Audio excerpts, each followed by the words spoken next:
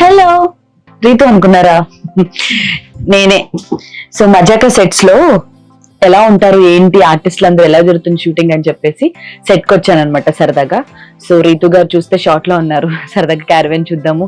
అసలు హీరోయిన్ కి ఎన్నెన్ని ఐటమ్స్ యూజ్ చేస్తారు చూడండి. అసలు వాళ్ళ చెప్పులు కానీ లేకపోతే జ్యువెలరీ కానీ బట్టలు కానీ ఇన్ని ఉంటాయి. ఇది చూసి ఇక్కడే స్ట్రక్ అయ్యి అన్ని అబ్జర్వ్ చేస్తున్నాను. సో ఎవరైనా చూస్తే ఏమైనా అనుకుంటారేమో, మీరు చూసేశారు. పదండి మనం సెట్ లోకి వెళ్ళి వాళ్ళతో మాట్లాడదాం. Okay, see you, let's go.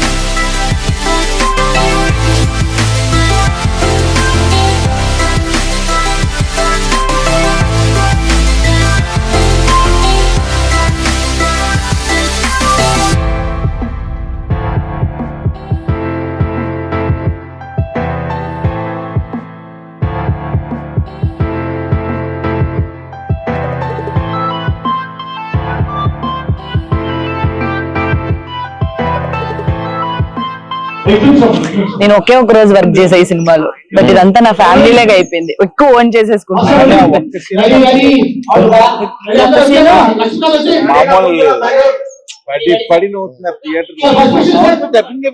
చెప్పాను సార్, సినిమా ఫ్లో కి ఆ సీన్ కి అసలు ఏమన్నా సింక్ ఉంటదా? అలాంటి సీన్ నాకు తెలిసి ఏ సినిమాలో చేసుండ్రు. కానీ షూటింగ్ లో చాలా కష్టం అబ్బా. మేకింగ్ సినిమాలు చూసి ఈజీగా మనం అనేస్తాం గానీ అక్కడ ఆన్లైన్ ఎడిటింగ్ చేస్తాడు స్వామి. యా స్వామి, ఇక్కడ ఎలా ఉంటదంటే ఆ షార్ట్ ఇక్కడ వెంటనే రికార్డ్ మనం షూట్ చేయడం, ఇక్కడ ఎడిట్ చేయడం, ఆన్లైన్ ఎడిట్ ఇమీడియట్ అయిపోతుంటది. మా ఊరు దగ్గర ఇల్లూరు చుట్టాలు అనకాపల్లి రేపు వెళ్తున్నాను సార్ నేను. కోండ్రం దగ్గర ఏదో ల్యాండ్ ఉందంట చూడడానికి.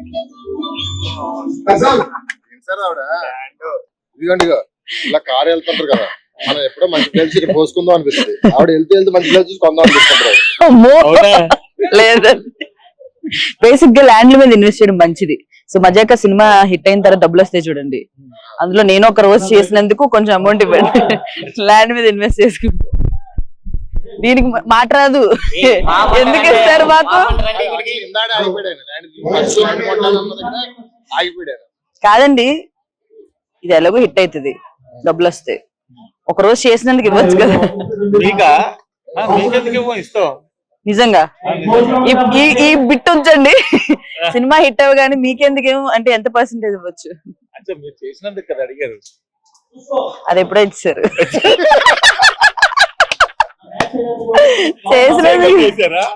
లేదు, చేసాక ఇచ్చారులేండి. ముందెందుకు ఇస్తారు నాకు? నేనేమన్నా సూపర్ స్టార్ నా? స్టూడియోలో కూర్చుంది సార్, పేమెంట్ ఇంకా పడలేదు అంది. అది వేసామమ్మా డిపాజిట్ అవ్వలేదంటే ఇలా ఫోన్ పట్టు కూర్చుంది. క్రెడిట్ అనగానే రెడీ. మర్చిపోయా, డబ్బింగ్ అమౌంట్ ఇవ్వలేదండి. డబ్బింగ్ కి కార్ లో వచ్చింది, కార్ కి నుంచి ఇవ్వలేదు. కానీ డబ్బింగ్ చెప్పినప్పుడు కూడా ఎంజాయ్ చేసేది తెలుసా నేను సీన్ ని. మామూలుగా షూట్ లో మనం అందరూ ఉంటారు కదా, ఫుల్ నవ్వుకుంటాం. నేను ఒక్కదాన్ని చెప్తూ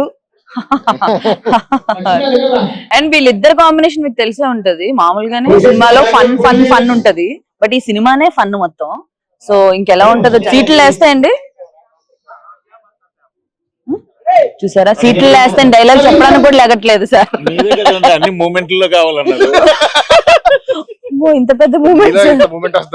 కానీ ఈయన చేసిన మూమెంట్స్ ని మనం ఒక మాస్టర్ వాడుకోవాలి. ఎందుకంటే ఇటు కాలు ఊపడం అనేది, ఇలా అనేది, ఇది ఒక స్టెప్. నిజంగా ఇవన్నీ ఈజీగా రావు, ఓన్లీ త్రినాథ్ గారికి మాత్రమే వస్తాయి.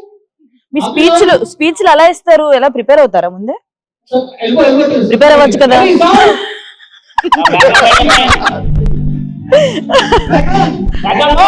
A few moments later. Work mode లో ఉన్నారు, మన మీద డిస్టర్బ్ చేసినట్టుంది సెట్స్ లో. సో పక్కకి వెళ్ళి రైటర్ గారిని డైరెక్టర్ గారిని కొన్ని క్వశ్చన్లు అడుగుదాం. Let's follow. ఒక అబ్బాస్ మస్తాన్, ఒక సలీం జావేద్, ఒక ఎంజీఆర్ కరుణానిధి, ఇలా చెప్పుకుంటూ పోతే చాలా మంది. మీరే డౌట్ పడకండి. సరే, మనం మజాగా గురించి మాట్లాడదాం. అసలు అంశు గారిని మళ్ళీ రీఎంట్రీకి తీసుకుందాం అని ఎందుకు అనుకున్నారు? ఫస్ట్ నాకు అది, బికాజ్ నాకు వన్ డే లోనే ఆవిడ చాలా క్లోజ్ అయిపోయి మళ్ళీ బ్యాక్ వచ్చారనే హ్యాపీనెస్ చాలా ఎక్కువ ఉంది. అందుకే ఫస్ట్ క్వశ్చన్ అంశు అడిగారా? అంశు గారి గురించి తెలుసుకోవాలండి. ఫస్ట్ ఎలా అప్రోచ్ అయ్యారు, ఆవిడ రోల్ ఎలా ఉంటది, ఆవిడ జర్నీ ఎలా ఉంది ఈ సినిమాలో, అవన్నీ మాకు చెప్పండి. అంశు గారి రోల్ ఎలా ఉంటుందో ప్రసన్న గారు చెప్తారు, అప్రోచ్ నేను చెప్తాను. ప్రాపర్ గా అంటే హీరోయిన్ ఉండాలి, రావు రమేష్ గారి కాంబినేషన్, బట్ హీరోయిన్ లా ఉండాలి. అంటే రావు రమేష్ గారి ఈ అమ్మాయిని పడేయడం జన్మకు అవుతుందా అన్న ఫీలింగ్ చూసే వాళ్ళకు ఉంటే కథలో కూడా ఒక ఇంట్రెస్ట్ ఉంటది. సో అలాంటివి ఉండాలి. ప్లస్ ఇప్పుడు రెగ్యులర్ గా కాకుండా ఫ్రెష్ గా, అంటే బ్రీజీగా ఉండాలి. సినిమా అంతా ఒకలా ఉన్న వాళ్ళిద్దరిది ఫ్రెష్ గా, ఐడియానే ఫ్రెష్ గా ఉన్నప్పుడు అది బ్రీజీగా ఉండాలని అనుకుంటుండగా సడన్ గా ఈవిడ కనిపించారు. అది ఎలా కనిపించారు ఏంటి ఆయన చెప్తారు, కానీ కనిపించారు. యాక్చువల్ గా ఏంటంటే మేము ఏమనుకున్నాం అంటే, ఒకసారి పాతప్పుడు సూపర్ పాపులారిటీ ఉన్న హీరోయిన్లు ఉన్న వాళ్ళు మళ్ళీ చాలా నాళ్ళ తర్వాత చేయకుండా ఉంటారు కదా, అలాంటి వాళ్ళు ఎవరున్నారని లిస్ట్ అవుట్ చేస్తాం. లిస్ట్ అవుట్ చేస్తే ఈమె పేరు, ఈమె ఎక్కడుంటారో తెలీదు, ఏం తెలీదు. సో ఎక్కడుంటారో ఏంటో తెలీదు. సరే ఒకసారి ఈమెను కనుక్కుందాం. నేను మన్మధుడు సినిమాలో బాగా ఫేమస్ కదా, పాడ్కాస్ట్ లో సడన్ గా ఒక పాడ్కాస్ట్ లో కనపడిందండి. అలా రాత్రి పూట ఇలా చూస్తుంటే లేచి ఉలిక్కి కూడా లేచా నేనైతే. అసలు ఈవిడ మర్చిపోయాము. మేము అంజలా జవేరి, సోనాలి బింద్రే ఆ యాంగిల్ లో తిరుగుతున్నాం మేము. అప్పుడు కనిపించింది ఎక్కడున్నారు, లండన్ లోనే మొత్తం మీద వెళ్ళా ఫోన్ నెంబర్ తీసుకున్నా.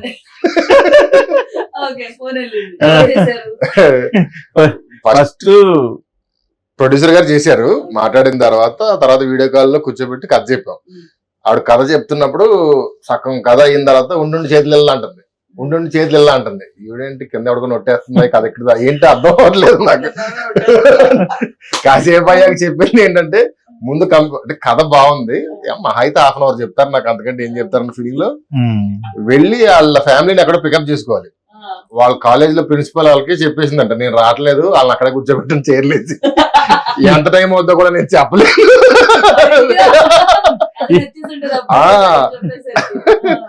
ఉండుండి ఇల్లు అంటుంది, కింద సలిమంటుందా ఒట్టేస్తుందా అర్థం అవ్వలేదు నాకు.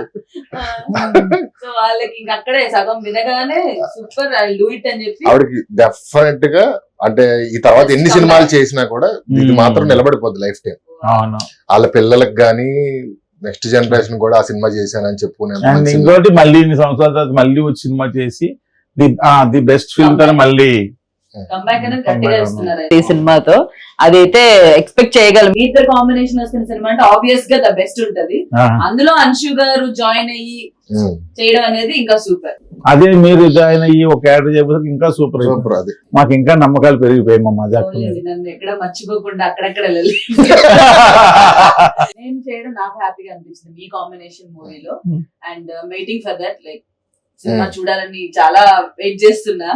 చూద్దాం. నెక్స్ట్ సందీప్ కిషన్ గారు, రావు రమేష్ గారు, ఫాదర్ అండ్ సన్, వీళ్ళ కోసం రాసుకున్నారు ఆ స్టోరీ. ఈయనైతే రావు రమేష్ గారిని మైండ్ లో పెట్టుకునే నేను రాసినప్పటి నుంచి ఎప్పుడు నాకు, అంటే ఈ కథ ఇప్పుడు కాదు, మేము ధమాకా చేస్తున్నప్పుడే పూర్తిగా కాకపోయినా లైట్ గా లైన్ గా తెలుసు. అప్పటి నుంచి రావు రమేష్ గారు అని అనేవారు. ఈయన ఫస్ట్ నుంచి ఆయన అనేవారు, అనుకోకుండా ఆయనే అందులో పడడం జరిగింది. ప్రాపర్ యాక్టర్ అండి, మీ యాక్టింగ్ క్రాఫ్ట్ తెలిసిన యాక్టర్.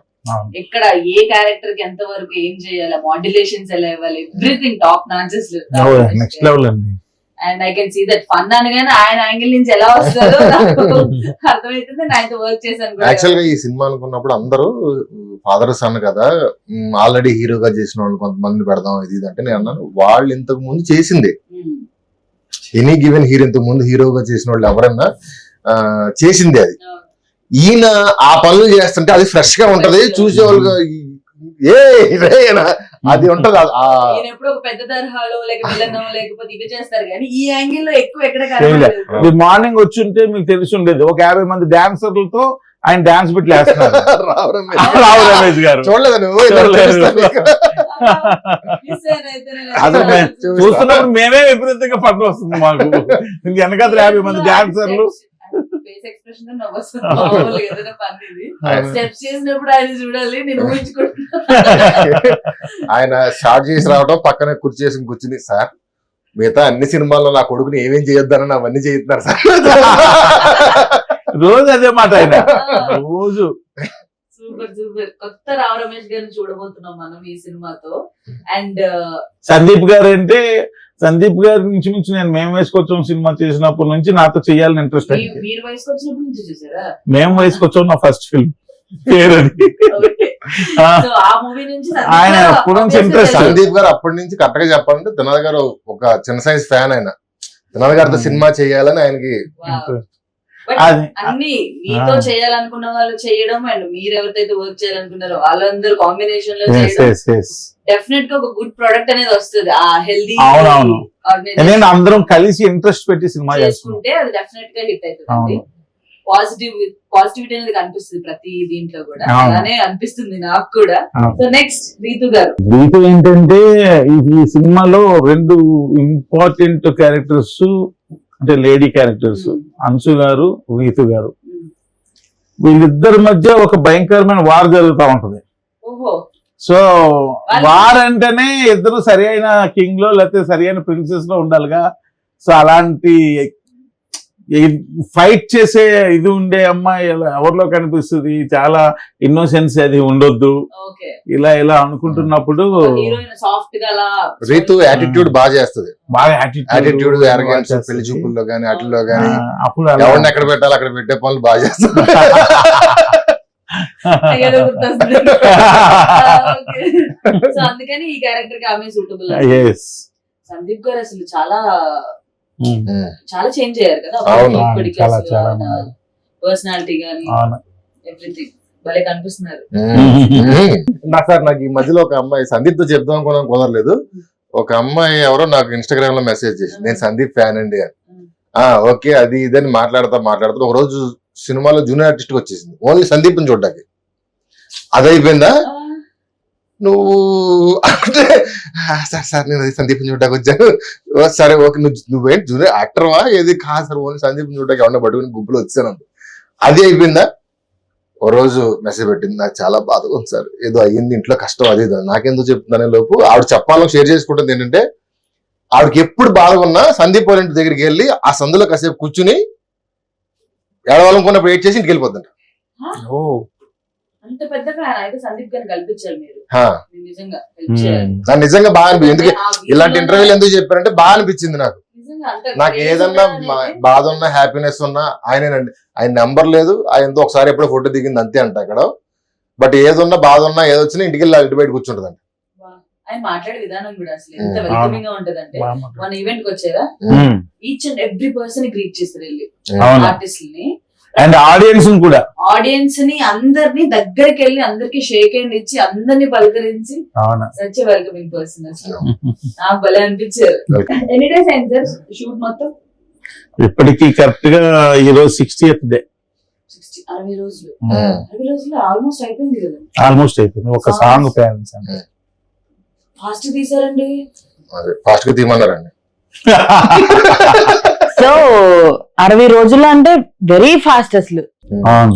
ఆయన ఎప్పుడంతే మా సినిమాలు నేను లోకల్ 60 days 62 days అంతే. అలగురు 56 days ధమాకా 70 days ధమాకా 7 అది కూడా యాక్షన్ ఉంది కాబట్టి యాక్చువల్ ఫైట్ లో సో ఇంకా మజాకా నుంచి పాటలు ఫైట్లు. Actually Leon James extraordinary music ఇచ్చాడు. సాంగ్స్ అన్ని కూడా చాలా మంచి. విన్నావుగా బేబీ మా సాంగ్ వింటున్నావు కదా. విన్నాను. ఇంకో సాంగ్ కూడా ఏదో రిలీజ్ చేశారు కదా. ఒకటి ఆల్రెడీ Bachelors. బ్యాచులర్ కూడా బాగుంది. బ్యాచులర్ స్టెప్ కూడా బాగుంది. అవును. Super songs. ఇంకా దేనికి తగ్గకుండా అసలు 60 days లో మీరు సినిమా కంప్లీట్ చేయడం అనేది నాకు షాకింగ్ ఉంది. బేసిక్ గా ఫైనల్ గా మన సినిమాకి హెడ్ మీ అందరికి హెడ్ ప్రొడ్యూసర్ గారి గురించి ఓ. మాట్లాడుతున్నాం. సో ప్రొడ్యూసర్ గారు మీకు స్టోరీ చెప్పగానే ఇమీడియట్ గా ఓకే అన్నారా, లేకపోతే ఏంటి, ఎలా కొంచెం ఒప్పుకున్నారు? టైం తీసుకున్నాడు నవ్వడానికి, తర్వాత ఓకే చెప్పాడు. Obvious బట్ గా. ఆయన చాలా ఇష్టపడి చేస్తున్నాడు ఇష్టపడి. సినిమా. అవునా? Super. సినిమా మాత్రం చాలా ఇష్టపడి చేస్తున్నారు. Crazy. So nice. ఈ Producer గారు సినిమాని తీసుకొచ్చి మౌంట్ చేయడానికి ఆయన కూడా, నన్ను, త్రినాథ్ గారిని, సందీప్ గారిని అందరిని తీసుకొచ్చి అంత అంటే ఇద్దరు ఫాదర్ అండ్ సన్ చేసేటప్పుడు ఇతనికంటే అతను పెద్ద ఉండాలి, అతనికంటే ఇతను, ఇవన్నీ లెక్కలు ఉంటాయి. అది మనం వద్దనుకున్నా ఉంటాయి, వస్తాయి. లెక్కలు క్యాలిక్యులేట్ చేసుకుంటారు. But to make this happen ఆయన మాత్రం ఈ సినిమా చెయ్యాలి, నా బ్యానర్లో చేయాలి, సమాజ వర్గం తర్వాత నాకు అంత పేరు గౌరవం, ఆ పేరు గౌరవం ఈ సినిమా కథతో వస్తుందని ఆయన నమ్మాడు. దాన్ని అందరిని తీసుకొచ్చి ఒంటి చేతితో పోరాటం చేసి తీసుకొచ్చి ఎక్కించాడు. Crazy. నేనైతే ఈగర్లీ వెయిటింగ్, ఆడియన్స్ కూడా టీజర్ కూడా అదిరిపోయితే సినిమాకి ఏమేం ఫన్ కావాలి, ఎక్కడెక్కడ ఏం క్రియేట్ చేయాలనే దాంట్లో బాగా వర్క్ చేసి క్రియేట్ చేసుకున్నారు. అవును. థ్యాంక్ గాడ్, ఆడియన్స్ మరొక ఎంటర్టైనింగ్ హిట్ అనేది వచ్చేస్తుంది. సో సినిమా అయితే థియేటర్స్ లోనే చూడండి. February 26th కి శివరాత్రి స్పెషల్ గా వచ్చేస్తుంది. ఫుల్ ఆన్ ఎంటర్టైన్మెంట్, తప్పకుండా చూడండి, ఓన్లీ ఆన్ థియేటర్స్.